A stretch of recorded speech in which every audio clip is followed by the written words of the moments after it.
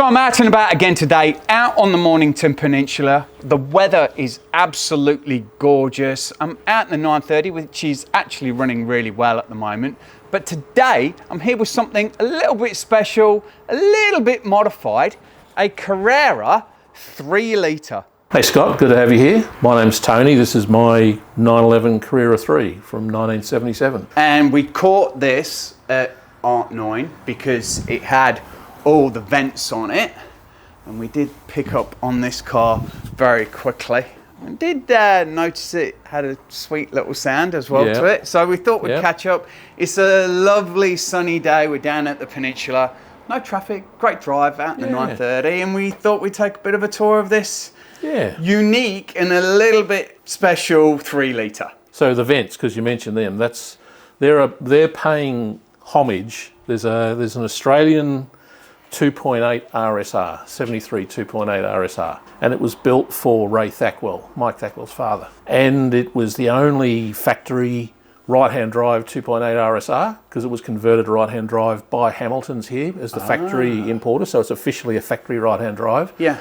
And it's got those gills. Yeah, okay. And I first got keen on 911s because of that car. I just heard it and saw it and thought, oh, that's just heaven.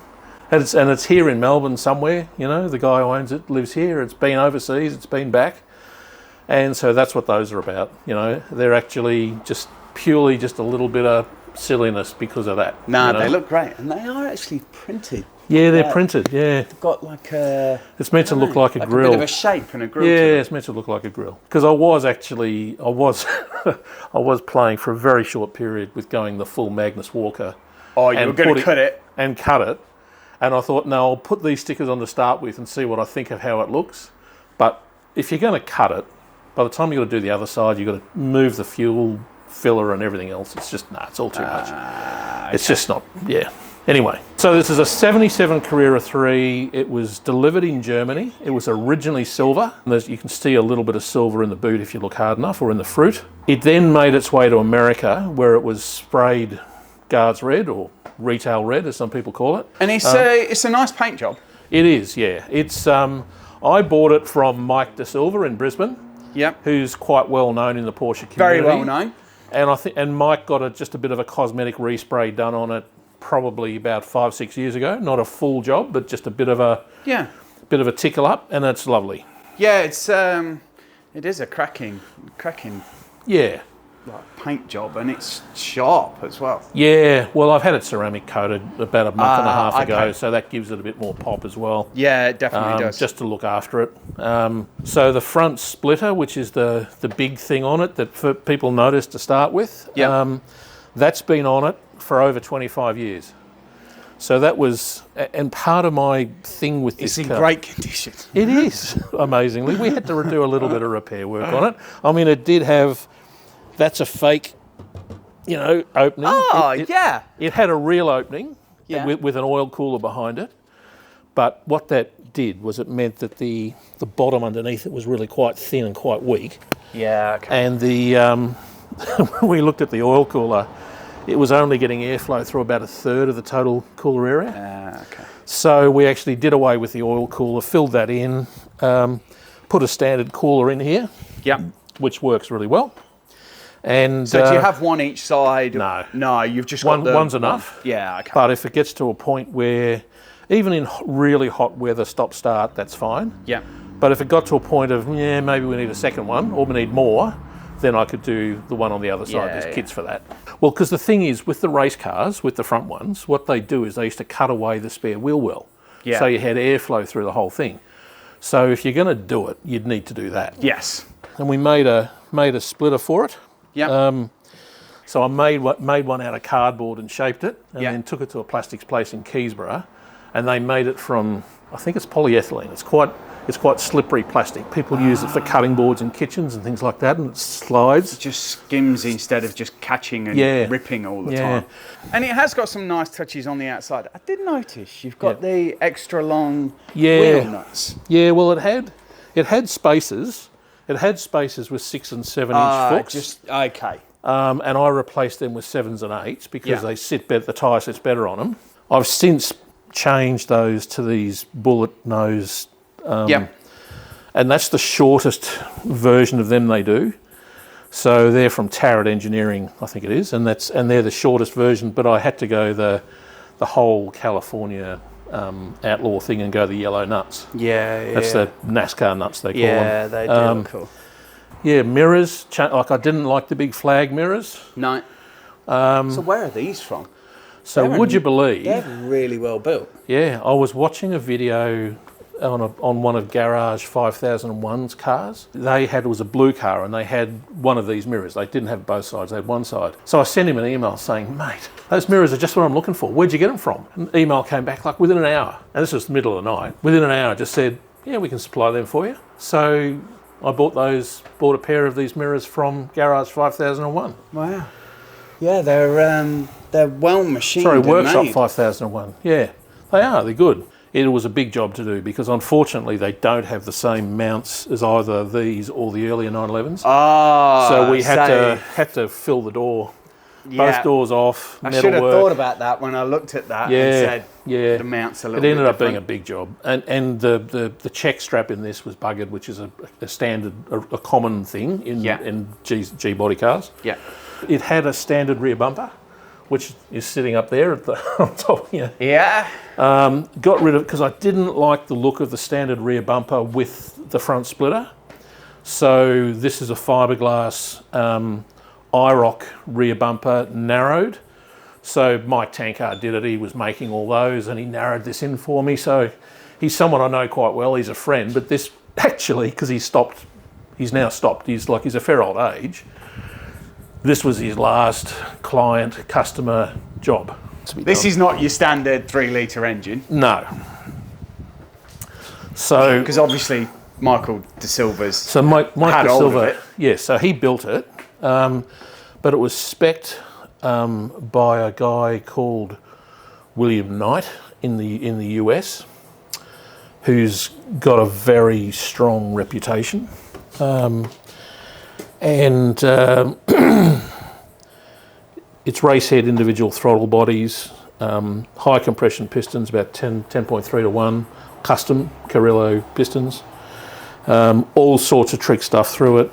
I'm going to rebuild my SC engine. Yep. And ever since I've thought about doing race heads, yes, they're like buses. Yeah. Oh, really? Cars come along now, and all I'm doing is walking into cars. With this, it's like the universe is telling me that's what you need to do. Yeah, but it's they are good. Yeah, and there's actually, I've got an AEM ECU in this because that's what it had. But there's an ECU that pairs up really well with race heads. Throttle bodies now that Racehead can refer you to. So I get this looked after for servicing at Spider Automobiles down in Warragul. So another Mike. Yeah. So Mike Jacobson. And he's recently had a car that he originally built the engine in, and it had ITBs, but an earlier generation, and they were quite big. Yeah. I think 52s. Went down, maybe not 52s, 40, but whatever, they were bigger. And went to these as smaller ones with that new ECU, which he said was very easy to program. And the thing is it's just stepped way up. Faster airflow with the smaller throttle bodies. It's just responding better and driving better. It's a much better car. Punchier, I bet it is, isn't it?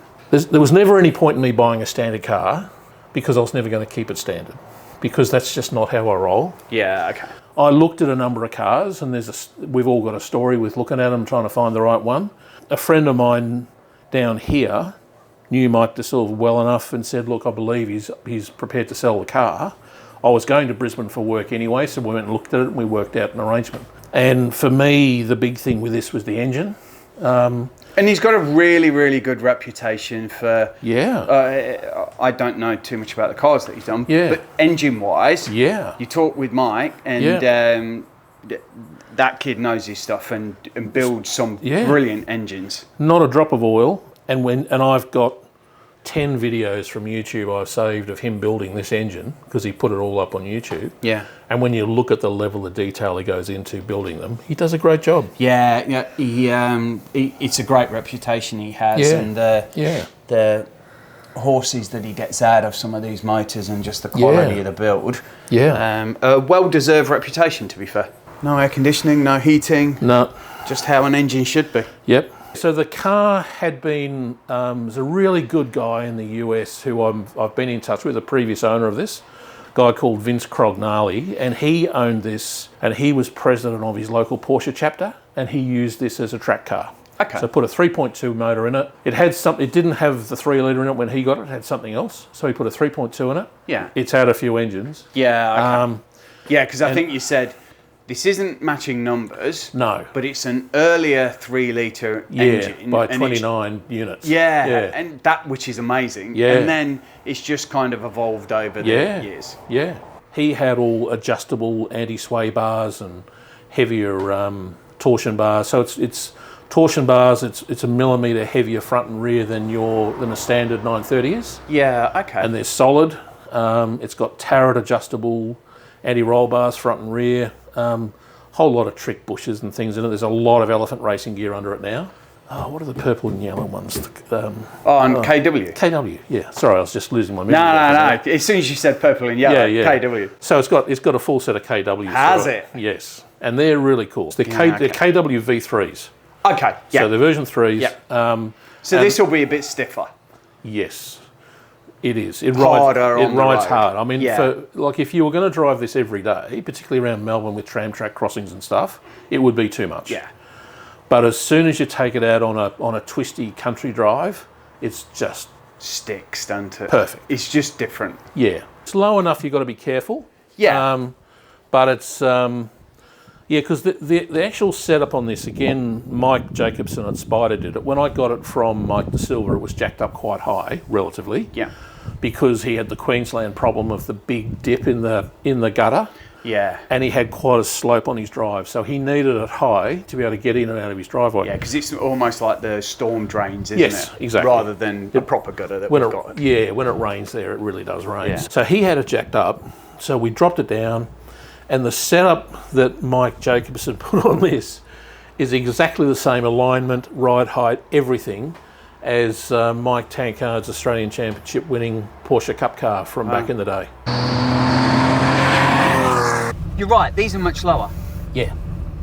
Much lower. Yeah. Because I almost feel a little... This one's even lower than yours is, believe it or not. Yeah. Yeah, because I almost feel a bit sunken. But they're a fair size as well, aren't they? Yeah, well, they're designed for larger-assed human beings. Yeah. Okay. So they do slightly different frame sizes. This is GTS Classics. Yeah. So you can spec them. I did the track day at Luftwasser. Not this year, I had to go home early this year, but the year before, and my helmet was just touching the roof. So we went down a little further on the seat, so just adjusted a whole bunch of things. Because I did notice it's got all set up for harnesses as well, and that harness is a nice setup on the that's something that GTS Classics do. He calls it a Trips or Von Trips, named after the Formula One driver, and it just guides them over.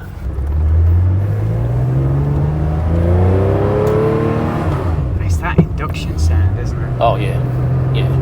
And you're right, that shifter is tight, isn't it? Yes, that's a real click into... Yeah, I mean it's very cold at the moment, but it's definitely tight, yeah. Jacobson said to me, because he and I both had escorts, we were both in the same car club and we're racing escorts in our early 20s. Oh really? Yeah, so he said to me, you just want a bloody rocket box, don't you? Yeah. Which is just the trick box they used to have in escorts. It had a very, very short gear shift throw. And I said, oh, mate, can we do a rocket box in a 911? And he said, no. No. Has this got straight cut gears? No.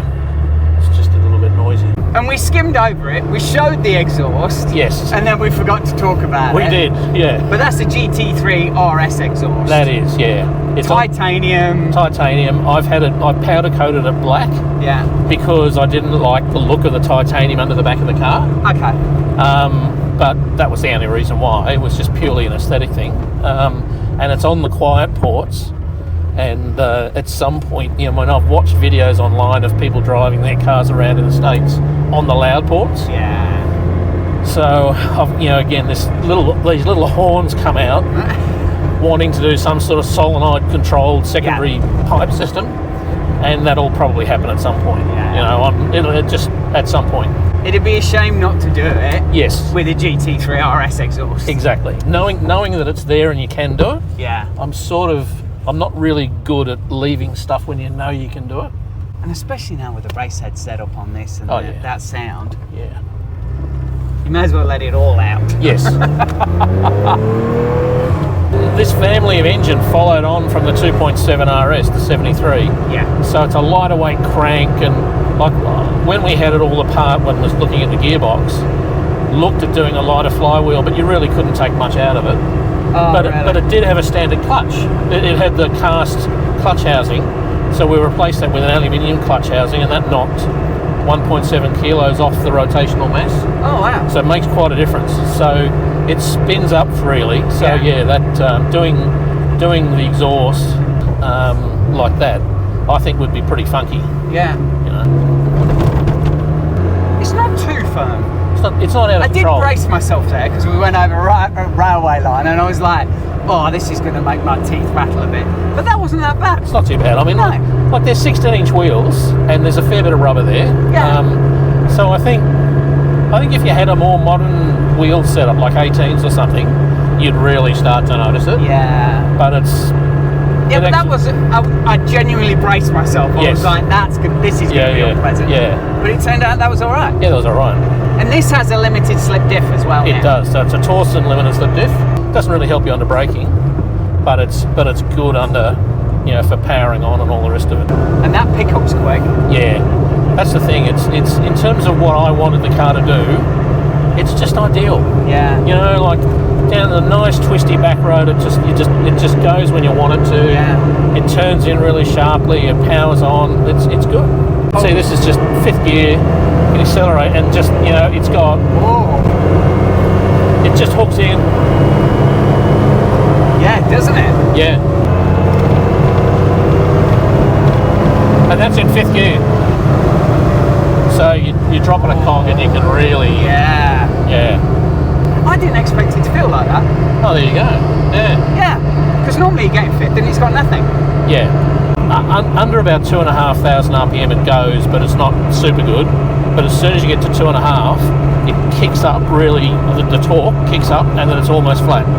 Alcantara up the A-pillars and the dash top, and actually nice. And on the dash, so this whole face on the dash is Alcantara. I'd seen a video of a car in the US, a G series car done like this with the strip of tartan along the top of the door, and so we said, bugger it, let's do that. So that's my family tartan, it's Clan Gun. Yeah, so it's the family tartan, it's Napa leather, it's Alcantara, and it was all done by Dave Hosking at Carrera Trimming down on Phillip Island, and he's just a bloody artisan. Yeah, he's killed it.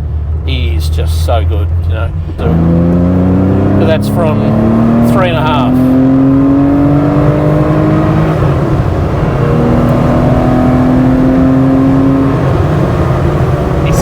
Sound with that race set up as well. Oh yeah, and I mean I can't really. You can hear what you can hear in here, but every time I've been out on a drive and I've needed to go past people, so you're giving it a bit as you go past. The next stop, they've all got to come up and say, "Holy shit! Yeah, that thing just sounds so good." Yeah. Just classic air-cooled 911 done right. They're just a very cool thing.